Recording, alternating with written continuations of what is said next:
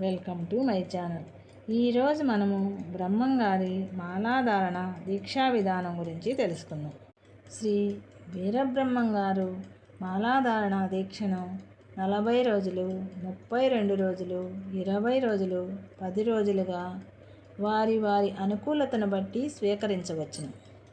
దీక్షా విరమణ మాత్రము కందిమల్లాయపల్లిలోని శ్రీ వీరబ్రహ్మంగారి మఠములో మఠాధిపతుల వారి సమక్షములో శ్రీ వీరబ్రహ్మంగారు జీవ సమాధిలో ప్రవేశించిన వైశాఖ శుద్ధ దశమి నాడు మాత్రమే చేయవలెను.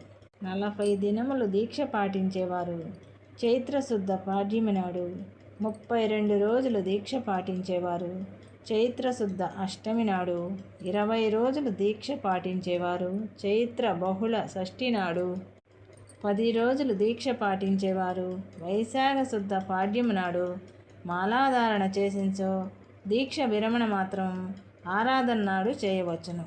Thanks for watching.